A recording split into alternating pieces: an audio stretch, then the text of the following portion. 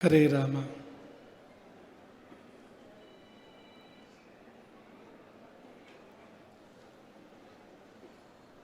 ಗುರುವ ಧ್ಯಾನಿಸುವೆ, ಗುರುವ ಭಾವಿಸುವೆ, ಗುರುವ ಪೂಜಿಸುವೆ, ಗುರುವೇ ಪೊರೆ ಸತತ.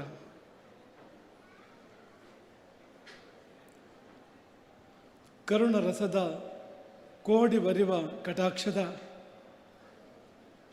ಪರತತ್ವ ವರೂಪವಾಲಾಪದ ವರ ಪುಣ್ಯಮಯ ಶರೀರದ ನಿರಾಭಾರಿ ಗುರುವಿರಲಿ ಎನ್ನ ಮಾನಸದಿ, ಆ ಸದ್ಗುರುವಿರಲಿ ನಮ್ಮೆಲ್ಲರ ಮಾನಸದಿ.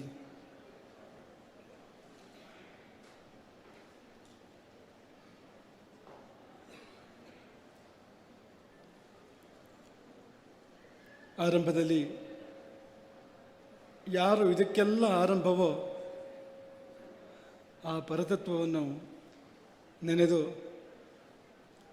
ನಮ್ಮ ಸಂಸ್ಕೃತಿಗೆ, ನಮ್ಮ ಸದಾಚಾರಗಳಿಗೆ, ನಮ್ಮ ಜ್ಞಾನ ಭಂಡಾರಕ್ಕೆ ಯಾರು ಆರಂಭವೋ ಅಂಥ ಬ್ರಹ್ಮರ್ಷಿಗಳನ್ನು ನೆನೆದು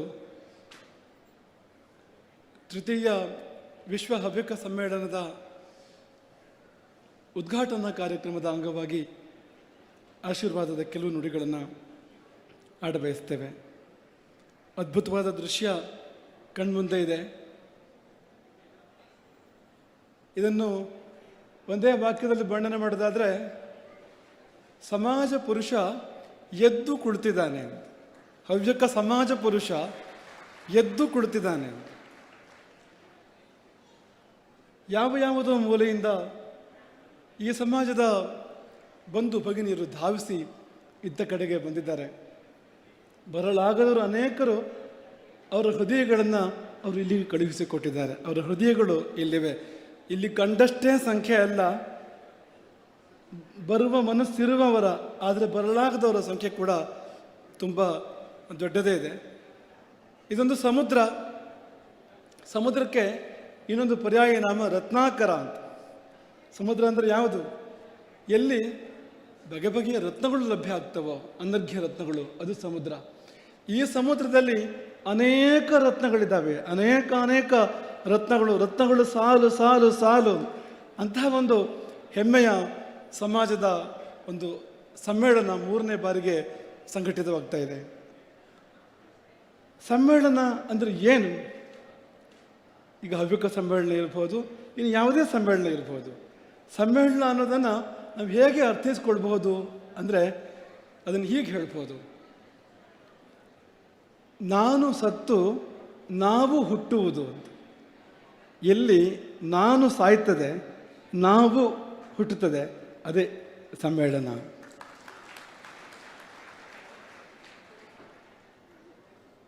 ನಾವು ಗಾಯತ್ರಿ ಜಪ ಮಾಡ್ತಾ ಇದ್ದೇವೋ ಇಲ್ವೋ, ಆದರೆ ಆ ಜಪಗಳನ್ನು ಮಾಡ್ತಾ ಇರ್ತವೆ ಯಾವಾಗಲೂ. ನಾನು ನಾನು ನಾನು ನಾನು, ನನ್ನ ನನ್ನ ನನ್ನ ನನ್ನ. ಮತ್ತು ಇದು ತುಂಬ ಮುಖ್ಯವಾಗಿ ನನಗೆ ನನಗೆ ನನಗೆ ನನಗೆ, ಇದು ಕೂಡ ಇದ್ದೇ ಇದೆ. ನನ್ನಿಂದ ನನ್ನಿಂದ ನನ್ನಿಂದ ನನ್ನಿಂದ. ಈ ಜಪಕ್ಕೇನು ಕೊರತೆ ಇಲ್ಲ.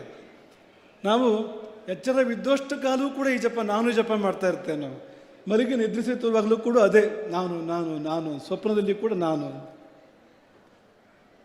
ಈ ನಾನು ಸಾಯಿದೆ ನಾವು ಉದ್ಧಾರ ಆಗೋದಿಲ್ಲ ಅಂತ. ಈ ನಾನು ಸಾಯಬೇಕು ಮೊದಲು. ಸತ್ತು ಆ ಸ್ಥಾನದಲ್ಲಿ, ನಾನುವಿನ ಸ್ಥಾನದಲ್ಲಿ ನಾವು ಬರಬೇಕು ಅಂತ. ಅದೇ ಸಮ್ಮೇಳನ. ನೋಡಿ, ಈ ಸಮ್ಮೇಳನಗಳ ಪರಿಕಲ್ಪನೆಗಿಂತ ಹಿಂದೆ, ಬಹಳ ಹಿಂದೆಯೇ ನಮ್ಮಲ್ಲಿ ಕುಟುಂಬ ಜೀವನದ ಪದ್ಧತಿಯನ್ನು ಹಿರಿಯರು ತಂದರು. ಏನದು? ನಾನು ಅಲ್ಲ ನಾವು. ನೀವು ಪಶ್ಚಿಮದ ಜಗತ್ತಿಗೆ ಹೋದರೆ ನಾನು ನಾನು ನಾನು ತುಂಬ. ಅಲ್ಲಿ ಒಂದು ಕೌನ್ಸಲಿಂಗಿಗೆ ಹೋದರೆ ಈ ನಾನು ನಾನುವನ್ನೇ ಉಪದೇಶ ಮಾಡ್ತಾರೆ ಅಲ್ಲಿಯೂ ಕೂಡ ಅಂತ. ಮತ್ತಷ್ಟು ವಿಘಟನೆಗಳಾಗ್ತಾ ಹೋಗ್ತವೆ ಅಂತ. ಆದರೆ ನಮ್ಮಲ್ಲಿ ಕುಟುಂಬ ಜೀವನದ ಪದ್ಧತಿ ಇದೆ. ಆ ಪದ್ಧತಿಯಿಂದ ಏನು ಅಂದರೆ, ಒಂದು ಮನೆಯೊಳಗೆ ಅಜ್ಜ ಅಜ್ಜಿ, ಅಪ್ಪ ಅಮ್ಮ, ಚಿಕ್ಕಪ್ಪ ಚಿಕ್ಕಮ್ಮಂದಿರು, ಅಣ್ಣ ತಮ್ಮಂದಿರು, ಅಕ್ಕ ತಂಗಿಯರು. ನಮ್ಮ ಚಿಕ್ಕ ವಯಸ್ಸಲ್ಲಿ ನಮ್ಗೆ ನೆನಪಿದೆ, ಪೂರ್ವಾಶ್ರಮದಲ್ಲಿ ಒಂದು ಅಜ್ಜನಿಗೆ 13 ಮೊಮ್ಮಕ್ಕಳು ನಾವು ಒಟ್ಟಿಗೆ ಆಟ ಆಡ್ತಾ ಇದ್ವಿ. ಅದೊಂದು ಸುಂದರವಾದ ನಾವು ಅಂತ. ಅದನ್ನು ನಾವು ಅಂತ ಕರೀರಿ ಅಥವಾ ನಾವೇ ಅಂತ ಕರೀರಿ. ಸಂಸಾರ ಸಮುದ್ರದಲ್ಲಿ ನಾವು ಮುಳುಗಿ ಹೋಗಬಾರ್ದು ಅಂತ. ನಾವೇ ಬೇಕು. ಆ ನಾವೇ ಯಾವುದು ಅಂದರೆ ನಾವು, ಅದೇ ನಾವೇ ಅಂತ. ಆ ಭಾವ ಬೇಕು ಅಂತ. ಹಾಗಾಗಿ ಅದನ್ನೇ ಮುಂದುವರಿಸಿದರೆ ಸಮಾಜ, ವ್ಯಕ್ತಿ, ಕುಟುಂಬ, ಸಮಾಜ, ಅದೇ ನಮ್ಮ ಮುಂದಿರ್ತಕ್ಕಂಥದ್ದು. ಸಮಾಜವಾಗಿ ನಾವು, ನಾನು ಎನ್ನುವಾಗ ಸ್ವಾರ್ಥ ಇದೆ ಅಲ್ಲಿ, ನಾವು ಎನ್ನುವಾಗ ನಿಸ್ವಾರ್ಥ ಇದೆ ಅಂತ. ನಾವಿಗೂ ಇರ್ತಕ್ಕಂಥ ಅಂತರ ಅದು. ಸ್ವಾರ್ಥದಿಂದ ನಿಸ್ವಾರ್ಥಕ್ಕೆ ಹೋಗಬೇಕು ನಾವು. ನಾನು ಎನ್ನುವಾಗ ಏಕಾಂಗಿತನ ಇದೆ, ಭಯ ಇದೆ ಅಲ್ಲಿ, ಜೊತೆಯಲ್ಲಿ ಯಾರಿಲ್ಲ. ಈ ದೈತ್ಯರುಗಳು ನಾನು ಅಂತಲೇ ಇದ್ದಿದ್ದವರೆಲ್ಲರೂ ಕೂಡ. ಹಾಗಾಗಿ ಕೊನೆಯಲ್ಲಿ ಅವ್ರ ಜೊತೆಯಲ್ಲಿ ಯಾರೂ ಇರ್ತಿರ್ಲಿಲ್ಲ. ಆದರೆ ನಾವು ಎನ್ನುವಾಗ ಆ ಏಕಾಂಗಿತನ ಇಲ್ಲ, ಆ ಒಂಟಿತನ ಇಲ್ಲ. ನಮ್ಮೊಂದಿಗೆ ಇಷ್ಟು ಮಂದಿ ಇದ್ದಾರೆ, ಅಣ್ಣ ತಮ್ಮಂದಿರು, ಅಕ್ಕ ತಂಗಿಯರು, ನಾವೆಲ್ಲ ಒಂದು. ಯಾರೊಬ್ಬರ ಹತ್ರ ಕಣ್ಣೀರು ಒರೆಸಲಿಕ್ಕೆ 1000 ಕೈಗಳು ಅಂತ. ಯಾರೊಬ್ಬರ ಹತ್ರ ಕೂಡ ಸಮಾಧಾನ ಮಾಡಲಿಕ್ಕೆ ಅದೆಷ್ಟು ಹೃದಯಗಳು ಅಂತ. ಅದು ಸಮಾಜ ಅಂತಂದರೆ ಅಂತ. ಆ ಸಮಾಜ ಪ್ರಜ್ಞೆ ತುಂಬ ಮುಖ್ಯವಾಗಿ ಬರಬೇಕು. ಹಾಗಾಗಿ ಈ ನಾನು ಸತ್ತು ನಾವು ಹುಟ್ಟಲಿ ಎಂಬ ಸಂದರ್ಭದಲ್ಲಿ ನಾವು ನೀವೆಲ್ಲ ಇಲ್ಲಿ ಸೇರಿದ್ದೇವೆ. ನಿಜವಾಗಿಯೂ ಅದಾಗಲಿ ಅಂತ. ನಾವಾಗಿ ಬದುಕೋಣ, ನಾನಾಗಿ ಅಲ್ಲ ಎಂಬುದನ್ನು ಈ ಸಮಯದಲ್ಲಿ ನಾವು ನೆನಪು ಮಾಡಿಕೊಳ್ತೇವೆ. ಇನ್ನು ಹವ್ಯಕರ ಬಗ್ಗೆ ಬರೋದಾದರೆ ತುಂಬ ಹೇಳಬೇಕು ಅಂತ ಅನಿಸೋದಿಲ್ಲ ನಮಗೆ. ಒಂದೆರಡು ಉದಾಹರಣೆಗಳು ಸಾಕಾಗ್ತವೆ ಅಂತ ಅನ್ನಿಸ್ತವೆ ನಮಗೆ. ಮಯೂರ್ ವರ್ಮ ನಮ್ಮನ್ನು ಕರ್ಕೊಂಡು ಬಂದ 1000 ವರ್ಷಗಳ ಹಿಂದೆ. ರಾಜ ಮಯೂರ್ ವರ್ಮ ದೂರದ ಉತ್ತರದ ಅಹಿಕ್ಷೇತ್ರದಿಂದ ನಮ್ಮೆಲ್ಲರನ್ನು ಕೂಡ ಕರ್ಕೊಂಡು ಬಂದ ದಕ್ಷಿಣಕ್ಕೆ, ಈ ಗೋಕರ್ಣ ಮಂಡಲದ ಪರಿಸರಕ್ಕೆ. ನೀವು ಆಲೋಚನೆ ಮಾಡಬೇಕು ಅಂತ. ಹಾಗಾದರೆ ಇಲ್ಲಿ ಜನಾಂಗಗಳು ಇರಲಿಲ್ವ ಸುತ್ತಮುತ್ತ ಆ ಕಾಲದಲ್ಲಿ? ಅಲ್ಲಿವರೆಗೆ ಹೋಗಬೇಕಾ? ಆಯಿತು, ಬ್ರಾಹ್ಮಣ ಜನಾಂಗವೇ ಉತ್ತಮ ಬ್ರಾಹ್ಮಣರು ಬೇಕು ಅಂತಾದರೂ ಕೂಡ ಇಲ್ಲಿಂದ ಅಹಿಕ್ಷೇತ್ರದ ಮಧ್ಯದಲ್ಲಿ, ಎಲ್ಲಿಂದ?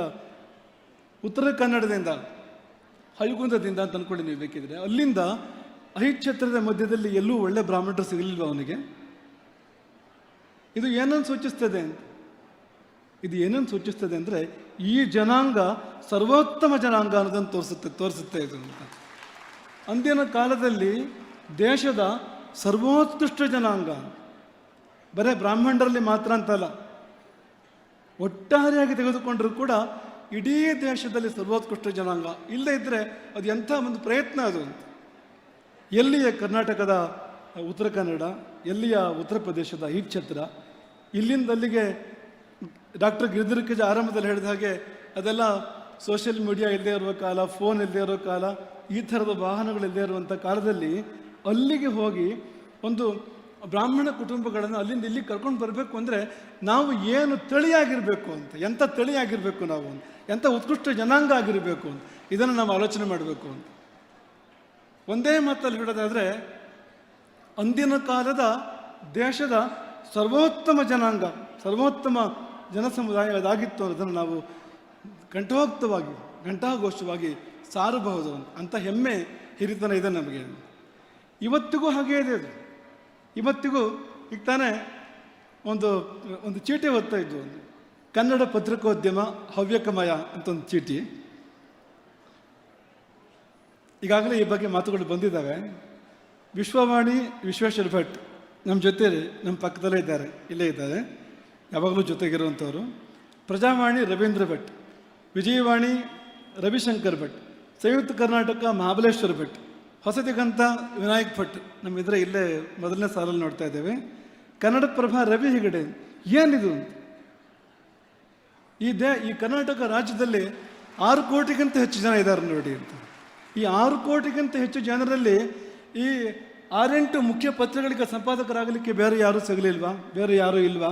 ನಮಗೇನು ಮೀಸಲಾತಿ ಇಲ್ಲ, ಪತ್ರಿಕೋದ್ಯಮದಲ್ಲಂತೂ ಮೀಸಲಾತಿ ಇಲ್ಲವೇ ಇಲ್ಲ. ಹಾಗಾಗಿ 0.5% ಅಂತ ಡಾಕ್ಟ್ರು ಹೇಳಿದ್ರು, ಬಹುಶಃ ಅದಕ್ಕಿಂತ ಕಡಿಮೆ ಇರ್ಬೋದು, ಅಷ್ಟು ಕೂಡ ಇರಲಿಕ್ಕಿಲ್ಲ. ಇಂತಹದ್ದೊಂದು ಮೈಕ್ರೋಸ್ಕೋಪಿಕ್ ಮೈನಾರಿಟಿ ಅಂದರೆ ಸುಮ್ಮನೆ ಮೈನಾರಿಟಿ ಕೂಡ ಅಲ್ಲ, ಮೈಕ್ರೋಸ್ಕೋಪಿಕ್ ಮೈನಾರಿಟಿ. ಈ ಸಮುದಾಯದ ಬುದ್ಧಿಮತ್ತ ಎಂಥದ್ದು ಅಂದರೆ ಅದು ಇಂಥ ಒಂದು ಈ ರಾಜ್ಯಕ್ಕೆ ದೇಶದ ವಿಶ್ವದ ದರ್ಶನ ಮಾಡಿಸ್ತಕ್ಕಂಥ ಎಲ್ಲ ಮಾಧ್ಯಮಗಳು ಹವ್ಯಕಮಯ ಆಗಬೇಕಾದ್ರೆ ಏನಿರಬೇಕು ಆ ಬುದ್ಧಿ? ಕ್ವಾಂಟಿಟಿ ಮುಖ್ಯ ಅಲ್ಲ, ಕ್ವಾಲಿಟಿ ಮುಖ್ಯ. ಎಷ್ಟು ಸಂಖ್ಯೆ ಅನ್ನೋದು ಗೌಣ, ಅದು ಎಂಥದ್ದು ಅನ್ನೋದು ಮುಖ್ಯ. ಶಂಕರಾಚಾರ್ಯರು ಎಷ್ಟು ವರ್ಷ ಬದುಕಿದ್ರು ಅಂತ ಕೇಳ್ತೇವೆ ನಾವು. ಏನು ಮಾಡಿದ್ರು ಆ ಬದುಕಿದ ಅವಧಿಯಲ್ಲಿ ಅನ್ನೋದನ್ನು ನಾವು ಲೆಕ್ಕ ಹಾಕ್ತೇವೆ ಅಲ್ವಾ? ಕ್ವಾಂಟಿಟಿ ಆಫ್ ಲೈಫ್ ಅಲ್ಲ, ಕ್ವಾಲಿಟಿ ಆಫ್ ಲೈಫ್, ಅದಂತಾನೆ ನೋಡ್ತೇವೆ ನಾವಲ್ಲಿ ಶಂಕರಾಚಾರ್ಯರ ಬದುಕನ್ನು ನೋಡುವಾಗ. ಒಟ್ಟು ಶರೀರದ ತೂಕ ಏನು, ನಮ್ಮ ಮಿದುಳಿನ ತೂಕ ಏನು? ಮಿದುಳು ಅಲ್ಪಸಂಖ್ಯಾತ. ತೂಕದ ದೃಷ್ಟಿಯಿಂದ ತಗೊಂಡ್ರೆ ಎಷ್ಟು ಎಷ್ಟು ಸೆಲ್ಸ್ ಕೆಲಸ ಮಾಡ್ತಾ ಇರ್ಬೋದು ಬ್ರೈನ್ನಲ್ಲಿ, ಇಡೀ ದೇಹದಲ್ಲಿ ಎಷ್ಟು ಸೆಲ್ಸ್ ಕೆಲಸ ಮಾಡ್ತಾ ಇರ್ಬೋದು ಆಲೋಚನೆ ಮಾಡಿ ನೀವು. ಹಾಗಾಗಿ ಇಡೀ ನಾಡು ದೇಹ ಇದ್ದಂತೆ ಈ ಹವ್ಯಕರು ಮಿದುಳು ಇದ್ದಂತೆ, ಮಸ್ತಿಷ್ಕ ಇದ್ದಂತೆ ಅನ್ನೋದನ್ನು ಈ ಸಮಯದಲ್ಲಿ ನಾವು ಉಲ್ಲೇಖ ಮಾಡಲಿಕ್ಕೆ ಬಯಸ್ತೇವೆ. ಆದರೆ ನಾವಲ್ಲಿಂದ ಬಹಳ ದೂರ ಹೋಗಿದ್ದೇವೆ. ಮಯೂರ ವರ್ಮ ಕರೆದುಕೊಂಡು ಬಂದಲ್ಲಿಂದ ನಾವು ಬಹಳ ದೂರ ಹೋಗಿದ್ದೇವೆ. ಮಯೂರ ವರ್ಮ ಕರ್ಕೊಂಡು ಬಂದಿದ್ದು ಹೈಗುಂದದ ಪರಿಸರಕ್ಕೆ ನಮ್ಮನ್ನು. ಅಲ್ಲಿಂದ ಬಹಳ ದೂರ ಅಂದರೆ ಅಲ್ಲಿಂದ ನಾವು ಉತ್ತರ ಕನ್ನಡ, ದಕ್ಷಿಣ ಕನ್ನಡ, ಕೊಡಗು, ಶಿವಮೊಗ್ಗ ಈ ಜಿಲ್ಲೆಗಳಿಗೆ ಪಸರಿಸಿದ್ವು. ಕರ್ನಾಟಕ ರಾಜ್ಯದಾದ್ಯಂತ, ಕೇರಳದಲ್ಲಿ ತುಂಬ ಇದೆ ಸಂಖ್ಯೆ, ಅವರಿಗೆ ಕನ್ನಡ ಕೂಡ ಬರೋದಿಲ್ಲ. ಕೆಲವು 1000 ಮಂದಿ ಇದ್ದಾರೆ, 1000 ಕುಟುಂಬಗಳಿದ್ದಾವೆ, ಆದರೆ ಅವರಿಗೆ ಕನ್ನಡವೇ ಬರೋದಿಲ್ಲ, ಇಲ್ಲಿಯ ಸಂಪರ್ಕವೇ ಇಲ್ಲ ಅಂಥ ಸ್ಥಿತಿ ಇದೆ. ಅವರೆಲ್ಲ ಎಂಬರಾಂಧ್ರಗಳು, ಪೋತಿಗಳು, ನಂಬೂದ್ರಿಗಳು ಆಗಿದ್ದಾರೆ ಈಗ. ಹಾಗೀಗ ಆ ರಾಜ್ಯಗಳಿಗೆ ಅಲ್ಲಿಂದ ಮುಂದಕ್ಕೆ ದೇಶದಾದ್ಯಂತ ಬೆಂಗಳೂರು, ಮುಂಬೈ, ದಿಲ್ಲಿ, ಇವತ್ತು ಹೊರದೇಶಗಳಲ್ಲಿ, ಎಲ್ಲ ಮುಂದುವರೆದ ದೇಶಗಳಲ್ಲಿ, ಹಿಂದುಳಿದ ದೇಶಗಳಲ್ಲಿ ಕೂಡ, ಆಫ್ರಿಕಾದ ಅನೇಕ ರಾಷ್ಟ್ರಗಳಲ್ಲಿ ನಮ್ಮವರಿದ್ದಾರೆ. ಇಡೀ ಪ್ರಪಂಚಕ್ಕೆ ನಾವು ಪಸರಿಸಿದೆವು. ಮಯೂರವ್ರನ್ನು ಕರೆದುಕೊಂಡು ಬಂದಲ್ಲಿಂದ ನಾವು ಸಾಗಿದ ದೂರ ಬಹಳ. ಹೆಮ್ಮೆಯೂ ಪಟ್ಕೊಳ್ಳಿ, ಸ್ವಲ್ಪ ವಿಷಾದವೂ ಪಟ್ಕೊಳ್ಳಿ. ಅವತ್ತು ನಾವು ಹೇಗಿದ್ದವು, ಅಲ್ಲಿಂದ ಎಷ್ಟು ದೂರ ಬಂದ್ವು. ಮಯೂರ ವರ್ಮ ಇವರು ಉತ್ತಮೋತ್ತಮ ಬ್ರಾಹ್ಮಣರು ಅಂತ ಅಲ್ಲಿಂದ ಕರ್ಕೊಂಡು ಬಂದಲ್ಲ ಈ ಛತ್ರದಿಂದ. ಈಗ ಅದೇ ಮಯೂರ ವರ್ಮ ಬಂದು ನಮ್ಮನ್ನು ನೋಡಿದರೆ ಏನು ಅನ್ನಿಸ್ಬೋದು ಅವನಿಗೆ? ಏನು ಅನ್ನಿಸ್ಬೋದು ಅಂತ? ನಾವೆಲ್ಲಿದ್ದೇವೆ ಇವತ್ತು? ತುಂಬ ದೂರ ಬಂದುಬಿಟ್ಟಿದ್ದೇವೆ. ಹೈಗುಂದ ಒಂದು ದ್ವೀಪ, ಎರಡೂ ಕಡೆಯಿಂದ ಶರಾವತಿ ನದಿ ಹರಿಯುತ್ತದೆ, ಮಧ್ಯೆ ಒಂದು ದ್ವೀಪ ಇದೆ. ಅದು ಹಾಗಿರಲಿಲ್ಲವಂತೆ ಮೊದಲದು. ಒಂದೇ ಕಡೆ ಹೊಳೆ ಹರಿತಾ ಇದ್ದಿದ್ದು, ಶರಾವತಿ ಹರಿತಾ ಇದ್ದಿದ್ದು. ಇನ್ನೊಂದು ಕಡೆ ಹೊಳೆ ಹರಿಯೋ ಹಾಗೆ ರಾಜ ಮಾಡ್ತಾನೆ, ದ್ವೀಪವಾಗಿ ರಾಜ ಕೃತ್ರಿಮವಾಗಿ ಪರಿವರ್ತನೆ ಮಾಡ್ತಾನೆ ಆ ಪ್ರದೇಶವನ್ನು. ಯಾಕೆ ಅಂದರೆ ಮಡಿ, ಶುದ್ಧಿ. ಎಷ್ಟರ ಮಟ್ಟಿಗೆ ಅವತ್ತಿನ ನಮ್ಮ ಪೂರ್ವಜರಿಗೆ ಶುದ್ಧಿ ಇತ್ತು ಅಂದರೆ, ಅರಸು ಬಂದು ನಾವಿರುವ ಪ್ರದೇಶವನ್ನು ದ್ವೀಪ ಮಾಡಿಕೊಡುವಷ್ಟರ ಮಟ್ಟಿಗೆ ಪಾರಿಶುದ್ಧ್ಯ ನಮಗಿತ್ತು ಅವತ್ತು ಅಂತ. ಇವತ್ತಿದೆಯಾ ಅದು? ಇದೆಯಾ ಇವತ್ತು? ನಮ್ಮನ್ನು ನಾವು ಪ್ರಶ್ನೆ ಕೇಳ್ಕೊಳ್ಬೇಕು ಅಂತ. ನಮ್ಮ ಆಚಾರ ವಿಚಾರಗಳು ಏನಾಗಿದೆ, ನಮ್ಮ ನಡೆನುಡಿಗಳು ಏನಾಗಿದೆ, ನಾವು ಏನನ್ನು ತಿಂತಾ ಇದ್ದೇವೆ, ಏನನ್ನು ಕುಡಿತಾ ಇದ್ದೇವೆ, ನಾವು ಏನನ್ನು ಮಾಡ್ತಾ ಇದ್ದೇವೆ, ನಾವು ಎಲ್ಲಿ ಬೆರೀತಾ ಇದ್ದೇವೆ, ನಾವು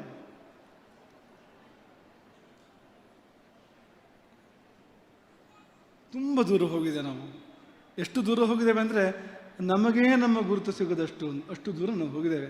ನಮ್ಮ ಅಪ್ಪ ಅಜ್ಜಂದಿರಿಗೆ ನಮ್ಮ ಗುರುತು ಸಿಗದೇ ಇರುವಷ್ಟು, ರಾಜ ಮಯೂರ ವರ್ಮನಿಗೆ ನಮ್ಮ ಗುರುತು ಸಿಗದೇ ಇರುವಷ್ಟು, ಅಷ್ಟು ದೂರ ನಾವು ಹೋಗಿದ್ದೇವೆ. ಹಾಗಾಗಿ ಸಮ್ಮೇಳನದಲ್ಲಿ ನಾವು ಆತ್ಮಾವಲೋಕನ ಮಾಡ್ಕೊಳಕ್ಕಿರುವಂಥದ್ದು, ನಾವು ಸಾಗಿ ಬಂದ ದೂರ, ಏರಿದ ಎತ್ತರ, ಇಳಿದ ಇಳಿ, ಪ್ರಪಾತ, ಅವೆಲ್ಲವನ್ನು ಕೂಡ ನಾವು ಆಲೋಚನೆ ಮಾಡಬೇಕು. ಕೇವಲ ಹಣದ ಶ್ರೀಮಂತಿಕೆ ಅಲ್ಲ, ನಮ್ಮ ಸಂಸ್ಕೃತಿ ಉಳಿಬೇಕು, ನಮ್ಮ ಸಂಪ್ರದಾಯಗಳು, ಶಿಷ್ಟಾಚಾರಗಳು ಉಳಿಬೇಕು. ನಮ್ಮ ಪೂರ್ವಜರು ಯಾವುದನ್ನು ಸಂಪತ್ತು ಅಂತ ಅಂದ್ಕೊಂಡಿದ್ರೋ ಆ ಸಂಪತ್ತು ಉಳಿಬೇಕು. ನಮ್ಮ ತನವನ್ನೇ ಕಳ್ಕೊಂಡು ನಾವೇನು ಗಳಿಸಿದ್ರೆ ಏನು ಹೇಳಿ ಅಂತ. ಹಾಗಾಗಿ ಅದನ್ನು ಈ ಸಮಯದಲ್ಲಿ ನಾವು ಉಲ್ಲೇಖ ಮಾಡಲಿಕ್ಕೆ ಅಪೇಕ್ಷೆ ಪಡ್ತೇವೆ. ಮತ್ತು ಇನ್ನು ಒಂದೇ ಒಂದು ಗಂಭೀರ ವಿಷಯವನ್ನು ಪ್ರಸ್ತಾಪ ಮಾಡಿ ನಾವು ಈ ಉದ್ಘಾಟನಾ ಆಶೀರ್ವಚನಕ್ಕೆ ಮಂಗಲ ಹಾಡಲಿಕ್ಕೆ ಇಷ್ಟಪಡ್ತೇವೆ. ನಮ್ಮ ದೃಷ್ಟಿಯಿಂದ ತುಂಬ ಗಂಭೀರ ಆ ಸಮಸ್ಯೆ. ನಮ್ಮ ದೃಷ್ಟಿಯಿಂದ ಸಮಾಜ ಎದುರಿಸ್ತಾ ಇರ್ತಕ್ಕಂಥ ಅತ್ಯಂತ ಗಂಭೀರ ಸಮಸ್ಯೆ ಇದು ಅಂತ, ತೀರ ಗಂಭೀರ ಸಮಸ್ಯೆ ಇದು. ಏನದು ಅಂದರೆ ಹವ್ಯಕರು ಅಳಿದು ಹೋಗ್ತಾ ಇದ್ದಾರೆ ಅಂತ. ನಾವು ಯಾರೂ ಇದನ್ನು ಆಲೋಚನೆ ಮಾಡ್ತಾ ಇಲ್ಲ. ಹವ್ಯಕರ ಸಂಖ್ಯಾಕ್ಷಯ ಯಾವ ಪ್ರಮಾಣದಲ್ಲಿ ಆಗ್ತಾ ಇದೆ ಅಂದರೆ ಬಹಳ ಕಾಲ ಬೇಡ. ಇನ್ನು ನಮ್ಮ ಗುರುತು ಅಳಿದು ಹೋಗೋದಕ್ಕೆ ಬಹಳ ಕಾಲ ಬೇಡ ಅಂತ. ತುಂಬ ಸಂತೋಷ ಆಗ್ತದೆ, ಇಷ್ಟು ಮಂದಿ ಹವ್ಯಕ ಬಂಧುಗಳಲ್ಲಿ ಸೇರಿದ ನೋಡಿದಾಗ ಹೊಟ್ಟೆ ತುಂಬ್ತದೆ ತುಂಬ. ಬೆಳಗ್ಗೆ 9 ಗಂಟೆಗೆ ನೀವೆಲ್ಲ ಇದ್ರಿ, ನಾವು ಬಂದು ಇಳಿಯುವಾಗ ನಮಗೆ ಆಶ್ಚರ್ಯಕ್ಕಾದಿತ್ತು ಅಂತ. 1000ಕ್ಕೆ ಮಿಗಿಲಾಗಿ 1200ಕ್ಕಿಂತ ಮಿಗಿಲಾಗಿ ಮಹಿಳೆಯರು ಪೂರ್ಣಕುಂಭವನ್ನು ಹಿಡಿದು ನಿಂತಿದ್ದರು. ಆ ದೃಶ್ಯ ಅದು ಅತ್ಯದ್ಭುತವಾಗಿರ್ತಕ್ಕಂಥದ್ದು, ಅಮೋಘವಾಗಿರ್ತಕ್ಕಂಥ ದೃಶ್ಯ ಅಂತ. ನಮ್ಮ ವಿಶ್ವೇಶ್ವರ ಭಟ್ರು ಒಂದು ವಕ್ರತುಂಡೋಕ್ತಿ ಮಾಡಿದರು ಕೂಡಲೆಯಲ್ಲಿ, ಇದೊಂದು ಕುಂಭಮೇಳ ಅಂತ. ಹಾಗಿತ್ತು ಅದು ಅಂತ ಒಂದು ಅದ್ಭುತ ಸಂದರ್ಭ ಇತ್ತು. ಆದರೆ ನಾವು ಮುಂದಿನ ಸಮ್ಮೇಳನ ಮಾಡುವಾಗ ಎಷ್ಟು ಮಂದಿ ಇರ್ತೇವೆ ಅಂತ, ನಮ್ಮ ಸಂಖ್ಯೆ ಏನಾಗಿರ್ತದೆ ಅಂತ ನೋಡಿ. ಪೀಠಕ್ಕೆ ಬಂದು ನಾವೊಂದು 30 ವರ್ಷ ಆಗಿರ್ಬೋದು. ಅವತ್ತು ಇದ್ದ ಸಂಖ್ಯೆಯ ಅರ್ಧ ಇಲ್ಲ ಇವತ್ತು ಅಂತ. ಅವತ್ತೇನು ಸಂಖ್ಯೆ ನಾವು ನೋಡ್ತಾ ಇದ್ವೋ ಆ ಸಂಖ್ಯೆಯ ಅರ್ಧ ಇಲ್ಲ ನಾವಿವತ್ತು. ಮಾತ್ರ ಅಲ್ಲ, ನಿಮಗೆ ಎಲ್ಲಿ ಹೋದರೂ ಬಂದರೂ ನಿಮಗೆ ಬಿಳಿ ತೆರೆಗಳು, ಹಣ್ಣು ತೆರೆಗಳು ಮಾತ್ರ ಕಾಣ್ತವೆ. ಹಳ್ಳಿಗಳಲ್ಲಂತೂ ಬೇರೆಯೇನು ಇಲ್ಲವೇ ಇಲ್ಲ. ಬಿಳಿ ತೆರೆಗಳು ನಮ್ಮ ಸಂಪತ್ತು, ಬೇಕು, ನಮ್ಮ ಆಸ್ತಿ, ಅನುಭವದ ಭಂಡಾರ ಅದು. ಆದರೆ ಮುಂದಿನ ತಲೆಮಾರು ಬೇಕೋ ಬೇಡವೋ? ದಶರಥ ರಾಜ್ಯ ನೆನಪಾಗ್ತದೆ ನಮಗೆ. ದಶರಥ ರಾಜ್ಯದಲ್ಲಿ ಇಲ್ಲದಿರುವುದು ಏನೂ ಇರಲಿಲ್ವಂತೆ, ಎಲ್ಲವೂ ಇತ್ತು. ಅಮರಾವತಿಗೆ ಸ್ಪರ್ಧೆ ಕೊಡ್ತಾ ಇತ್ತು, ಸ್ವರ್ಗದ ಅಮರಾವತಿಗೆ ಸ್ಪರ್ಧೆ ಕೊಡ್ತಾ ಇತ್ತು. ಅಷ್ಟೂ ಸಮೃದ್ಧವಾಗಿರ್ತಕ್ಕಂಥ ರಾಜ್ಯ ದಶರಥನದ್ದು. ಒಂದೇ ಕೊರತೆ ಇದ್ದಿದ್ದು, ಅವನಿಗೆ ಭವಿಷ್ಯ ಇರಲಿಲ್ಲ. ದಶರಥನಿಗೆ ಮುಂದುವರಿಕೆ ಇರಲಿಲ್ಲ, ಮಕ್ಕಳಿರಲಿಲ್ಲ ಅಂತ. ಇವತ್ತು ಕೂಡ ಅದೇ ಸಮಸ್ಯೆ ಇದೆ, ಮಕ್ಕಳಿಲ್ಲ. ಯಾರು ಈ ಜನಸಂಖ್ಯಾ ನಿಯಂತ್ರಣದ ಸೂತ್ರವನ್ನು ಅಳವಡಿಸ್ಕೊಂಡ್ರೆ ದೇಶಕ್ಕೆ ಪ್ರಪಂಚಕ್ಕೆ ಒಳ್ಳೆಯದಿತ್ತೋ ಅವರು ಅಳವಡಿಸ್ಕೊಳ್ತಾ ಇಲ್ಲ ಆ ಸೂತ್ರವನ್ನು. ಅವರು ಬಿಲ್ಕುಲ್ ಅಳವಡಿಸ್ಕೊಳ್ತಾ ಇಲ್ಲ. ಅಲ್ಲಿ 10, 20, 30 ಮಕ್ಕಳು. ಆದರೆ ಯಾವ ತಳಿ ಪ್ರಪಂಚಕ್ಕೆ ಬೇಕಾಗಿತ್ತೋ, ದೇಶಕ್ಕೆ ಬೇಕಾಗಿತ್ತೋ, ಯಾವ ತಳಿ ಬೆಳೆದ್ರೆ ಪ್ರಪಂಚಕ್ಕೆ ಶುಭ ಆಗ್ತಾ ಇತ್ತೋ ಆ ತಳಿಯವರು ಅತೀ ಮುತುವರ್ಜಿಯಿಂದ ಈ ಜನಸಂಖ್ಯಾ ನಿಯಂತ್ರಣದ ಒಂದು ಪಾಲಿಸಿ ಇದೆಯಲ್ಲ, ಸೂತ್ರ ಇದೆಯಲ್ಲ, ಅದನ್ನು ಅಳವಡಿಸ್ಕೊಂಡಿದ್ದಾರೆ ಅಂತ. ನಾವೆಲ್ಲಿಗೆ ಬಂದಿದ್ದೇವೆ ಅಂದರೆ, ಮದುವೆ ಬೇಡ, ಮಕ್ಕಳು ಬೇಡ, ಏನೂ ಬೇಡ. ಮದುವೆ ಬೇಡ ಅಂತ ಶಂಕರಾಚಾರ್ಯ ಆದರೆ ಸಮಸ್ಯೆ ಏನೂ ಇಲ್ಲ, ಪ್ರಪಂಚಕ್ಕೆ ಒಳ್ಳೆಯದಾಗ್ತದೆ. ಇದು ಅದಲ್ಲ, ಇದು ಜಾಲಿಯಾಗಿರಬೇಕು ಅಂತ. ಈ ಮದುವೆ ಎಲ್ಲ ಬಂಧನ ಅಂತ, ಆ ಕಾರಣಕ್ಕೆ ಅದು ಅಂತ ನಿಕೃಷ್ಟವಾಗಿರ್ತಕ್ಕಂಥದ್ದು. ಅಂಥ ಕಾಲಘಟ್ಟದಲ್ಲಿ ನಾವಿವತ್ತಿದ್ದೇವೆ. ನಮಗೆ ದಕ್ಷಿಣ ಕೊರಿಯಾದ ನೆನಪಾಗ್ತದೆ ಅಂತ. ಪ್ರಪಂಚದ ತುಂಬ ಮುಂದುವರೆದ ರಾಷ್ಟ್ರ ದಕ್ಷಿಣ ಕೊರಿಯಾ. ಇವತ್ತಂತೂ ಕೊರಿಯಾದ ಪ್ರಭಾವ ನಮ್ಮ ಯೋಜನಾಂಗದ ಮೇಲೆ ತುಂಬ ದಟ್ಟವಾಗಿದೆ. ಆದರೆ ನಿಮಗೊಂದು ಗೊತ್ತಿರಲಿ, ಪ್ರಪಂಚದ ಭೂಪಟದಿಂದ ಯಾವುದಾದ್ರೂ ದೇಶ ಮೊಟ್ಟ ಮೊದಲು ಕಣ್ಮರೆಯಾಗೋದಿದ್ರೆ ಅದು ದಕ್ಷಿಣ ಕೊರಿಯಾ. ಯಾಕೆ ಗೊತ್ತಾ? ಇದೇ ಕಾರಣಕ್ಕೆ. ಹವ್ಯಕರು ಯಾವ ಪಾಲಿಸಿಯನ್ನು ತುಂಬ ತುಂಬ ಸೀರಿಯಸ್ ಆಗಿ ಅಳವಡಿಸ್ಕೊಂಡಿದ್ದಾರೋ, ತುಂಬ ಗಂಭೀರವಾಗಿ, ಇದೇ ಈ ಕುಟುಂಬ ಕಲ್ಯಾಣ ಅಂತ ಹೆಸರೋದಕ್ಕೆ. ಅದು ಯಾವ ಕಲ್ಯಾಣವೋ ಗೊತ್ತಿಲ್ಲ ಅದು.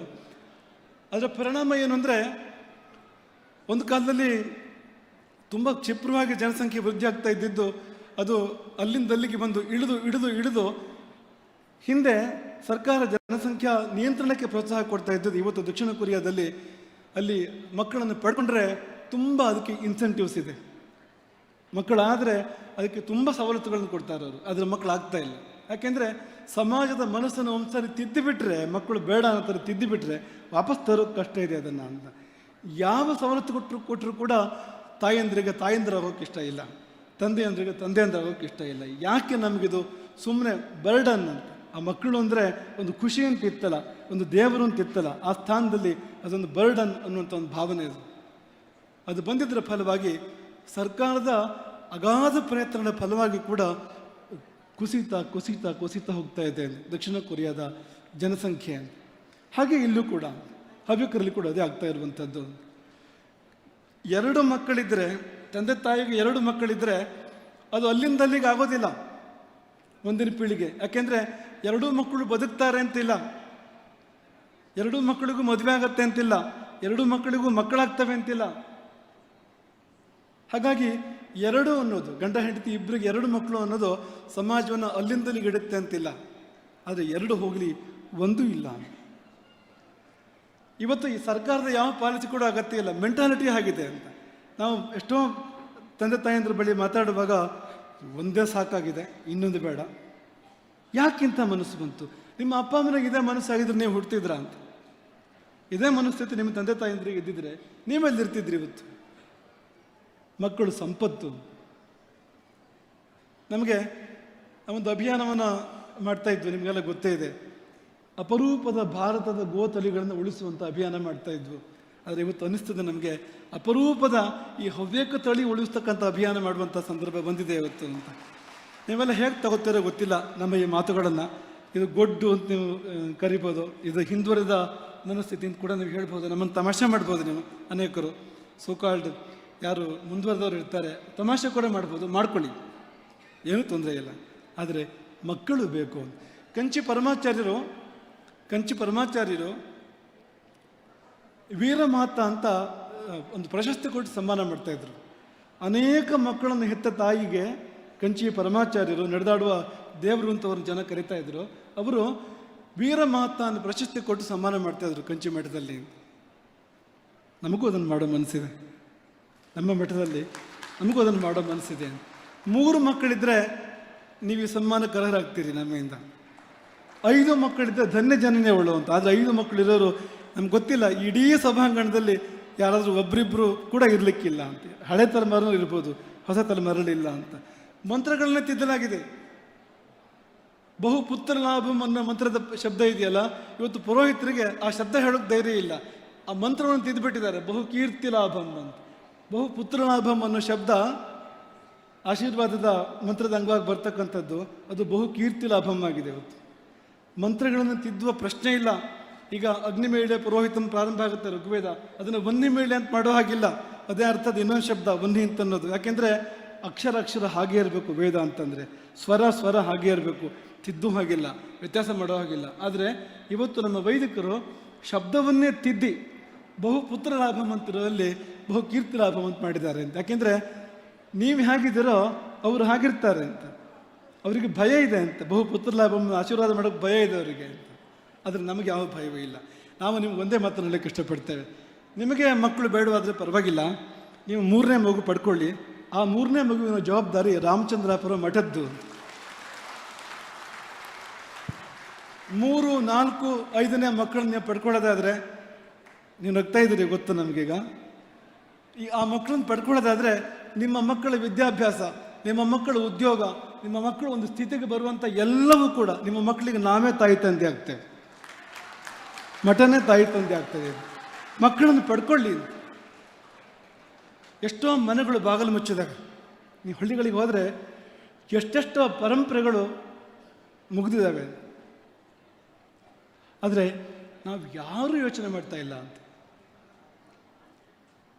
ಯಾರೂ ಯೋಚನೆ ಮಾಡ್ತಾ ಇಲ್ಲ. ಇಡೀ ಸಮಾಜ ಆ ವಿಷಯದಲ್ಲಿ ನಿದ್ರೆ, ಯಾರೂ ಗಮನಿಸ್ತಾ ಇಲ್ಲ ಅಂತ. ಹಾಗಾಗಿ ಈ ಸಮ್ಮೇಳನದಲ್ಲಿ ನಾವು ಇದ್ರ ಬಗ್ಗೆ ಖಂಡಿತವಾಗಿ ಕೂಡ ಚಿಂತನೆ ಮಾಡಬೇಕು. ನಮ್ಮ ಸಂಖ್ಯೆ ಬೇಕು. ಈಗ ಎಲ್ಲಿ ನಮ್ಗೆ ಸಂಖ್ಯೆ ನೆನಪಾಗ್ತದೆ ಅಂದರೆ, ಒಂದು ರಾಜಕಾರಣ ಅಂದ ಕೂಡಲೇ ಸಂಖ್ಯೆ ನೆನಪಾಗ್ತದೆ ನಮಗೆ. ಒಂದು ಸವಲತ್ತು ಅಂದ ಕೂಡಲೇ ನಮ್ಮ ಸಂಖ್ಯೆ ಚಿಕ್ಕದು ಅಂತ ನಾವು ಅನುಭವಿಸ್ತೇವೆ ಅದನ್ನು. ನಮ್ಗೆ ಯಾವ ಸವಲತ್ತು ಸಿಗುತ್ತೆ? ಯಾವ ಸವಲತ್ತು ಕೂಡ ಸಿಗೋದಿಲ್ಲ. ಹೋಗಲಿ, ನೀವು ವಿಶ್ವೇಶ್ವರಯ್ಯ ನಮ್ಮ ಪಕ್ಕದಲ್ಲೇ ಇದ್ದಾರೆ, ಜಯಸಿಂಹ ಇದ್ದಾರೆ. ಇಲ್ಲಿ ನಾವು ಎಷ್ಟು MLAಗಳನ್ನು ಕಳಿಸ್ಬೋದು, ಎಷ್ಟು MP ಗಳನ್ನು ಕಳಿಸ್ಕೊಳ್ಬೋದು? ಸಂಖ್ಯೆ ಇಲ್ಲ. ಸಮಾಜದ ಅನೇಕ ದುರವಸ್ಥೆಗಳಿಗೆ ಉತ್ತರ ಏನು ಅಂದರೆ ಸಂಖ್ಯೆ ಇಲ್ಲ ಅಂತ. ಇದೇ ಉತ್ತರ ಅಂತ. ಹಾಗಾದರೆ ಸಂಖ್ಯಾವೃದ್ಧಿಗೆ ನಾವು ಚಿಂತನೆ ಮಾಡಬಾರ್ದಾ? ಮಾಡಬೇಕು ಅಂತ ನಮಗೆ ತುಂಬ ಗಂಭೀರವಾಗಿ ಅನಿಸ್ತದೆ. ಹಾಗಾಗಿ ನೀವು ಸಮಾಜ ವರ್ಧಕರಾಗೋದಾದರೆ ನಿಮ್ಮನ್ನು ಮಠ ತುಂಬ ಹೃದಯದಿಂದ ಆಶೀರ್ವದಿಸ್ತದೆ, ನಿಮ್ಮನ್ನು ಎತ್ತಿ ಹಿಡಿತದೆ, ಇಡೀ ಸಮಾಜದ ಮಧ್ಯದಲ್ಲಿ ಎತ್ತಿ ಹಿಡಿದು ನಿಮ್ಮನ್ನು ತೋರಿಸ್ತದೆ. ಇವರಿಂದಾಗಿ ಸಮಾಜ ಉಳಿತದೆ, ಸಮಾಜ ಬೆಳೀತದೆ ಅಂತ, ಮುಂದಿನ ಪೀಳಿಗೆಗೆ ಬೇಕು ಅನ್ನೋ ಮಾತನ್ನು ಈ ಸಮಯದಲ್ಲಿ ನಾವು ನೆನಪು ಮಾಡಿಕೊಡ್ತೇವೆ. ಹಾಗಾಗಿ ನಶಿಸಿ ಹೋಗುತ್ತಿರುವಂಥ ಅಪರೂಪದ ಶ್ರೇಷ್ಠದಲ್ಲಿ ಶ್ರೇಷ್ಠವಾದ ಹವ್ಯಕ ತಳಿಯನ್ನು ಉಳಿಸಿ. ಆಗೊಂದು ಮಾತು ಬಂತು, ಸರ್ಕಾರದ ಮುಂದೆ ಏನು ಡಿಮ್ಯಾಂಡ್ ಮಾಡ್ತೀರಿ, ಈ ಸಮ್ಮೇಳನದ ನಿರ್ಣಯಗಳೇನು ತಗೋತೀರಿ ಅಂತ. ಏನೂ ಡಿಮ್ಯಾಂಡ್ ಸರ್ಕಾರದ ಮುಂದೆ ಇಲ್ಲ, ಇದು ಸಮಾಜದ ಮುಂದೆ ಇರ್ತಕ್ಕಂಥದ್ದು. ಉಳ್ಕೊಳ್ಳೋಣ ನಾವು. ಭೂಮಿಯ ಮೇಲೆ ನಮ್ಮ ಗುರುತು ಉಳೀಲಿ, ನಮ್ಮ ಶಕ್ತಿ ಹ್ರಾಸ ಆಗದೇ ಇರಲಿ. ಇದನ್ನು ತುಂಬ ಗಂಭೀರವಾಗಿ, ಯಾಕೆಂದರೆ ಇದು ಆರಂಭ, ಇದು ಈಗಲೇ ಪ್ರಸ್ತಾಪ ಮಾಡಬೇಕು ನಾವು ಅದನ್ನು. ಇನ್ನು 3 ದಿನದ ಸಮ್ಮೇಳನ ಇದೆ, ಮುಂದೆ ಬರುವರು ಅನೇಕರು ಈ ಬಗ್ಗೆ ಚರ್ಚೆ ಮಾಡಲಿ, ಮಾತಾಡಲಿ. ನೀವು ತಮಾಷೆ ಮಾಡಿದ್ರೂ ಪರವಾಗಿಲ್ಲ, ಮಾತಾಡಿ ಇದನ್ನು ಅಂತ. ಯಾಕೆಂದರೆ ಇವತ್ತು ನಿಮ್ಮ ತಮಾಷೆ ಅಂತಿದ್ದರೆ ಒಂದು ದಿವಸ ನಿಮ್ಮ ತಲೆಗೆ ಹೋಗ್ಬೋದು ಅಂತ, ತಮಾಷೆ ಅಲ್ಲ ಇದು ಅಂತ ಅನಿಸ್ಬೋದು ಅಂತ. ಆದರೆ ನಮಗೆ ಮಾತ್ರ ಯಾಕೆ ತಮಾಷೆ ಅಲ್ಲ ಅಂದರೆ, ಇಲ್ಲಿಂದ ನಮಗೆ ಇಡೀ ಸಮಾಜ ಕಾಣ್ತದೆ. ನಾವು ಎಲ್ಲಿ ಕುಳಿತಿದ್ದೇವೋ ಈ ಎತ್ತರದ ಸ್ಥಾನ, ಇಲ್ಲಿಂದ ಇಡೀ ಸಮಾಜ ಕಾಣ್ತದೆ. ಅದರ ಕ್ಷಯವೂ ಕೂಡ ಕಾಣ್ತದೆ. ಅಲ್ಲಿ ಬರೀ ಮುದುಕರು ಉಳಿತಾ ಇರ್ತಕ್ಕಂಥದ್ದು ಕೂಡ ಕಾಣ್ತದೆ. ಎಲ್ಲಿ ನೋಡಿದ್ರು ಬರೀ ಹಿರಿತಲೆಗಳ ಮಾತ್ರ ಉಳಿತಾ ಇರ್ತಕ್ಕಂಥದ್ದು ಅದು ಮಾತ್ರ ಕಾಣ್ತದೆ. ದುಃಖ ಆಗ್ತದೆ ತುಂಬ ಅಂತ. ಮುಂದೇನು ಎಂಬ ಪ್ರಶ್ನೆ ಕಾಡ್ತದೆ ಅಂತ, ಭವಿಷ್ಯ ಏನು ಹೀಗಾದರೆ ಅಂತ. ಹಾಗಾಗಿ ಇದು ತುಂಬ ಮುಖ್ಯವಾದ ವಿಷಯ ಎಂಬುದಾಗಿ ಈ ಸಮಯದಲ್ಲಿ ನಾವು ನೆನಪು ಮಾಡಿಕೊಡ್ತೇವೆ. ಏನೇ ಆಗಲಿ, ಒಂದು ಮಹಾಪ್ರಯತ್ನ ನಡೀತಾ ಇದೆ. ಕೆಲವಾರು ವರ್ಷಗಳ ಹಿಂದೆ ಡಾಕ್ಟರ್ ಗಿರಿಧರ್ ಕಜೆ ಮತ್ತು ಬೇಣು ವಿಘ್ನೇಶ್ ನೇತೃತ್ವದಲ್ಲಿ ಒಂದು ತಂಡವನ್ನು ಆಶೀರ್ವಾದ ಮಾಡಿದಾಗ ನಮಗೆ ತುಂಬ ನಿರೀಕ್ಷೆಗಳಿದ್ವು. ಇವರು ಸಮಾಜಕ್ಕೆ ದಿಕ್ಕಾಗ್ತಾರೆ, ಇವರು ಸಮಾಜವನ್ನು ಸಮರ್ಥವಾಗಿ ಮುನ್ನಡೆಸ್ತಾರೆ, ಇವರು ಅಮೂಲ್ಯವಾದನ್ನು ಕೊಡ್ತಾರೆ ಸಮಾಜಕ್ಕೆ ಅನ್ನೋ ಭಾವನೆ ನಮಗಿತ್ತು. ಆದರೆ ಅದನ್ನು ಮೀರಿ ಅವರು ಬೆಳೆದಿದ್ದಾರೆ. ನಮ್ಮ ನಿರೀಕ್ಷೆಯನ್ನು ಮೀರಿ ಅದನ್ನು ದಾಟಿ ಎಷ್ಟೋ ಮಂದಿ ಅವರು ಹೋಗಿದ್ದಾರೆ.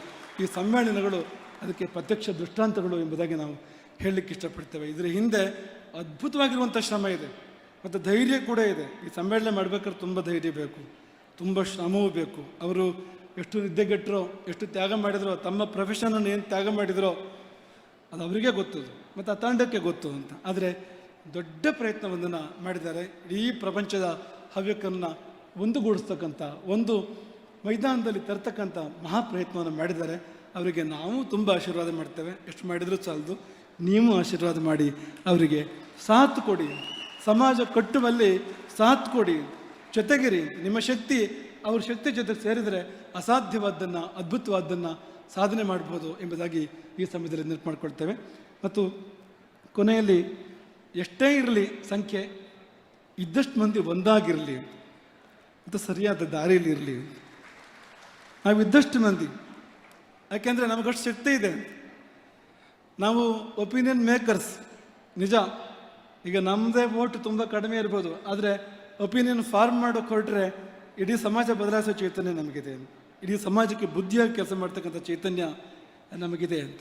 ಹಾಗಾಗಿ ಇರುವಷ್ಟು ಮಂದಿ ಒಗ್ಗಟ್ಟಾಗಿರೋಣ ಮತ್ತು ಸರಿದಾರಿಯಲ್ಲಿ, ಯಾವ ದಾರಿಯಲ್ಲಿ ಮಯೂರು ವರ್ಮ ಕರ್ಕೊಂಡು ಬಂದು ನಮ್ಮನ್ನು ಅಹಿಚ್ಛತ್ರದಿಂದ ಹೈಗೊಂದಕ್ಕೆ, ಅಂಥ ಒಳ್ಳೆಯ ಜ್ಞಾನದ ದಾರಿಯಲ್ಲಿ, ತಿಳುವಳಿಕೆಯ ದಾರಿಯಲ್ಲಿ ನಾವೆಲ್ಲರೂ ಸಾಗುವಂತೆ ಆಗಲಿ. ಈ ಸಮ್ಮೇಳನ ಪೂರ್ಣಾರ್ಥದಲ್ಲಿ ಯಶಸ್ವಿಯಾಗಲಿ. ಇಡೀ ಸಮಾಜಕ್ಕೆ ಶಕ್ತಿ ಚೈತನ್ಯ ತುಂಬಿ ಇಡೀ ಸಮಾಜವನ್ನು ಒಂದುಗೂಡಿಸ್ತಕ್ಕಂಥ, ಸಮಾಜ ಪುರುಷನನ್ನು ಎಚ್ಚರಗೊಳಿಸ್ತಕ್ಕಂಥ. ಯಾಕೆಂದರೆ ಈ ಹವ್ಯಕ ಸಮಾಜದ ಬಗ್ಗೆ ಆ ಮಾತನ್ನು ಹೇಳ್ಬೋದು. ಮಲಗಿದ್ರೆ ಕುಂಭಕರ್ಣ, ಎದ್ರೆ ಹನುಮಂತ ಅಂತ.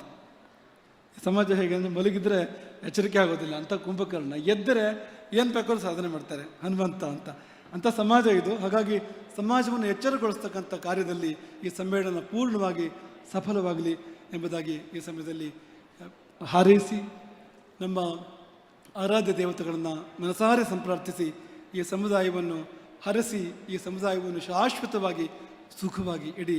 ಈ ಸಮುದಾಯ ಲೋಕೋಪಕಾರಕವಾದ, ಪ್ರಪಂಚಕ್ಕೆ ಬೆಳಕಾಗ್ತಕ್ಕಂಥ ಸಮುದಾಯವಾಗಿ ಉಳಿದು ಬರಲಿ, ಬೆಳೆದು ಬರಲಿ ಎಂಬುದಾಗಿ ಆ ದೇವತೆಗಳಲ್ಲಿ ಸಂಪ್ರಾರ್ಥಿಸಿ, ಈ ವೇದಿಕೆಯನ್ನು ಅಲಂಕರಿಸಿರ್ತಕ್ಕಂಥ ಎಲ್ಲ ಗಣ್ಯರನ್ನು, ಮಾನ್ಯರನ್ನು, ಯತಿಶ್ರೇಷ್ಠರನ್ನು ಅಭಿನಂದಿಸ್ತೇವೆ. ಎಲ್ಲರಿಗೂ ಒಳಿತಾಗಲಿ, ವಿಶ್ವಕ್ಕೆ ಒಳಿತಾಗಲಿ, ಹವ್ಯಕರಿಗೆ ಒಳಿತಾಗಿ ಅವರ ಮೂಲಕ ವಿಶ್ವಕ್ಕೆಲ್ಲ ಒಳಿತಾಗಲಿ ಎಂಬುದಾಗಿ ಹಾರೈಸ್ತೇವೆ. ಎಲ್ರಿಗೂ ಒಳ್ಳೆಯದಾಗಲಿ ಅಂತ ಪುಣ್ಯ ಆಗ್ತದೆ. ಹರೇ ರಾಮ. ಶ್ರೀ ಗುರುಗಳ ದಿವ್ಯ ಚರಣಕ್ಕೆ ಭಕ್ತಿಯ ಪ್ರಣಾಮಗಳನ್ನು ಸಲ್ಲಿಸುತ್ತಾ ಅಖಿಲ ಹವ್ಯಕ ಮಹಾಸಭಾದ